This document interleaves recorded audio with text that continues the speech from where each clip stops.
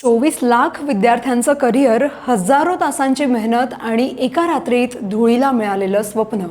नीट UG 2026च्या paper leak प्रकरणानं संपूर्ण देशाला हादरवून सोडलं. या प्रकरणात CBIच्या तपासात देशातल्या वेगवेगळ्या राज्यातून रोज नवीन नावं समोर येत आहेत. दुर्दैव म्हणजे या प्रकरणात महाराष्ट्रातलेही अनेक जण सामील आहेत. पण संशयाची सुई थेट पोहोचली आहे ही परीक्षा घेणाऱ्या NTA कारण संपूर्ण देशात एकच प्रवेश परीक्षा म्हणणारी NTA ही संस्थाच ही नीट परीक्षा घेत असते. देशातल्या लाखो विद्यार्थ्यांसाठी वेगवेगळ्या राज्यातल्या हजारो केंद्रांमध्ये एकाच वेळी ही परीक्षा घेताना NTAचं मॅनेजमेंट कसं असतं? सरकारी यंत्रणा असूनही अगदी खाजगी एजन्सी सारखी वागणारी NTA नेमकी आहे तरी काय? आणि फक्त नीटच नाही तर देशातल्या इतर कोणत्या मोठ्या परीक्षांचं रिमोट कंट्रोल या संस्थेच्या हातात आहे? सगळं जाणून घेऊया या व्हिडिओच्या माध्यमातून. नमस्कार, मी आकांक्षा आणि तुम्ही पाहताय लगावबत्ती. आधी NTA म्हणजे काय ते समजून घेऊया. तर NTAचा फुल फॉर्म आहे नॅशनल टेस्टिंग एजन्सी. ही भारत सरकारची एक अशी स्पेशल टीम आहे जिचं काम फक्त आणि फक्त परीक्षा घेणं हे आहे. शिवाय NTA ऑटोनॉमस संस्था आहे, म्हणजे ती तिचे नियम स्वतः बनवते आणि कोणाच्याही दबावाशिवाय स्वतंत्रपणे काम करते. तिची स्थापना 1860च्या सोसायटी नोंदणी कायद्यांतर्गत करण्यात आली होती. ही संस्था फक्त परीक्षा घेऊन थांबत नाही तर तिची जबाबदारी खूप मोठी आहे. देशातल्या मोठ्या इंजिनिअरिंग किंवा मेडिकल कॉलेजेसमध्ये प्रवेश मिळवण्यासाठी लागणाऱ्या JEE आणि नीट सारख्या परीक्षा हीच संस्था घेते. नुसतं कॉलेजच नाही तर मोठ्या पदावर सरकारी नोकरी मिळवण्यासाठी तुम्ही लायक आहात की नाही हे तपासण्यासाठी सुद्धा याच संस्थेमार्फत परीक्षा घेतल्या जातात. जगभरात ज्याप्रमाणे पारदर्शक आणि हायटेक पद्धतीने परीक्षा होतात तशाच परीक्षा भारतात घेणं हे या संस्थेचं सगळ्यात महत्त्वाचं काम आहे. शिवाय परीक्षेचा पेपर नेमका कोणी सेट करायचा आणि प्रश्न काढण्यासाठी कोणत्या तज्ज्ञांची मदत घ्यायची हे सुद्धा हीच संस्था ठरवते. त्यासोबतच आपल्या परीक्षा पद्धतीत अजून काय चांगले बदल करता येतील किंवा मुलांच्या शिक्षणात कुठे कमी पडतोय का यावर ही संस्था सतत रिसर्च करत असते. थोडक्यात आपल्या देशातली हुशार मुलं शोधण्यासाठी ही संस्था रात्रंदिवस काम करत असते. NTAच्या बहुतेक सर्व परीक्षा या ऑनलाईन असतात, त्याच्यामुळे त्यांना अशा शाळा किंवा कॉलेजेस निवडावे लागतात जिथे कम्प्युटर्स, इंटरनेट आणि इतर गरजेच्या सोयी एकदम कडक असतील. देशातल्या वेगवेगळ्या शैक्षणिक संस्थांना वेळोवेळी गाईड करणं आणि त्यांना ट्रेनिंग देणं हे सुद्धा NTAचीच जबाबदारी आहे. म्हणजे परीक्षेची सिस्टीम कशी सुधारता येईल आणि शाळा कॉलेजेसना त्यात कशी मदत करता येईल यासाठी NTA नेहमी सल्लागार म्हणून काम करत असते. NTAला जगातल्या इतर मोठ्या परीक्षा घेणाऱ्या संस्थांसोबत मिळून मिसळून काम करावं लागतं जेणेकरून आपल्याकडच्या परीक्षा सुद्धा आंतरराष्ट्रीय दर्जाच्या होतील. जेव्हा केंद्र सरकार किंवा राज्य सरकारचे वेगवेगळे विभाग NTAवर एखादी परीक्षा घेण्याची जबाबदारी सोपवतात तेव्हा ती त्यांना पार पाडावीच लागते. त्यासोबतच शाळा आणि इतर शैक्षणिक संस्थांमध्ये परीक्षेच्या पद्धतीत काय सुधारणा करता येतील हे पाहणं सुद्धा NTAचंच काम आहे.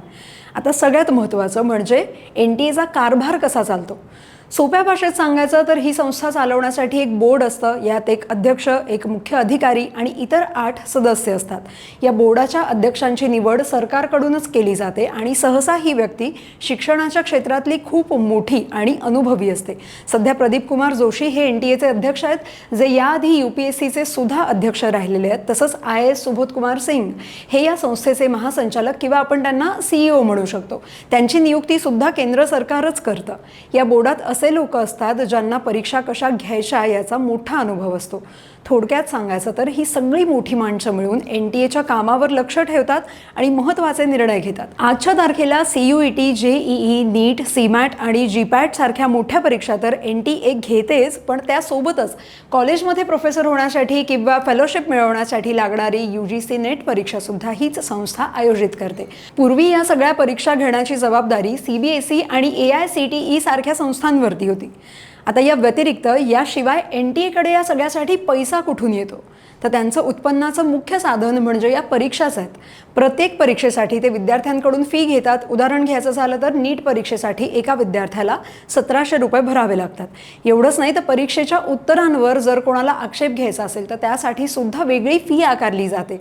या सगळ्या पैशातूनच NTAचा पूर्ण खर्च चालतो. आता ही संस्था सुरू करण्यामागचं नेमकं कारण काय होतं हे जाणून घेऊया. तर पूर्वी कसं असायचं, प्रत्येक राज्याची आणि केंद्र सरकारची मेडिकल किंवा इंजिनिअरिंगची परीक्षा ही वेगवेगळी असायची. विद्यार्थ्यांना एकाच वेळी अनेक परीक्षांचे फॉर्म्स भरावे लागायचे आणि खूप धावपळ व्हायची. मुलांचं हे टेन्शन कमी करण्यासाठी आणि सगळ्या देशात एकच परीक्षा पद्धत असावी म्हणून NTA ही जबाबदारी सोपवण्यात आली. विशेष म्हणजे नीटच्या या मोठ्या वादाच्या आधीही NTAचं नाव काही प्रकरणांमुळे चांगलंच गाजलंय. यातला सगळ्यात मोठा घोळ झाला होता तो JEE मेन्सच्या वेळी. तेव्हा काही शहरांमधल्या परीक्षा केंद्रांवरती चक्क रिमोट ॲक्सेसचा वापर करून पेपर सोडवले गेल्याचे आरोप झाले होते. म्हणजे काय, तर विद्यार्थी केंद्रावरती फक्त बसून असायचा आणि दुसऱ्याच कुठल्या तरी ठिकाणाहून कोणीतरी तिसराच माणूस त्याचा कम्प्युटर चालवून तो पेपर सोडवायचा. या गैरप्रकारामध्ये काही खाजगी कोचिंग सेंटर्सचं नावही समोर आल्यामुळे मोठी खळबळ उडाली होती. शिवाय अनेकदा असंही व्हायचं की मुलं पेपर सोडवत असतानाच अचानक सर्व्हर डाऊन व्हायचा किंवा कम्प्युटर हँग व्हायचा. वर्षभर जीव लावून अभ्यास करणाऱ्या मुलांचा यामुळे वेळ तर जायचा, पण त्यांचं टेन्शनही खूप वाढायचं. थोडक्यात सुरक्षेचे प्रश्न आणि तांत्रिक चुकांमुळे NTA आधीपासूनच विद्यार्थ्यांच्या निशाण्यावर होतीच आणि आता पुन्हा या वर्षीच्या पेपर लीक प्रकरणामुळे आज पुन्हा चर्चेतही आली आहे. ज्या संस्थांवर देशातल्या लाखो विद्यार्थ्यांच्या भविष्याची जबाबदारी आहे तीच संस्था आज अशा गंभीर वादात अडकली आहे. या सगळ्यात नुकसान मात्र त्या प्रामाणिक विद्यार्थ्यांचं होतंय जे रात्रंदिवस एक करून अभ्यास करतात. तुम्हाला काय वाटतं, ही परीक्षा घेण्याची पद्धत बदलायला हवी आहे का? NTAचा कारभार आणखी पारदर्शी व्हावा यासाठी काही करता येण्यासारखं आहे का? कमेंट करून नक्की सांगा आणि अशाच अपडेटसाठी लगावतीला सबस्क्राईब करायला विसरू नका.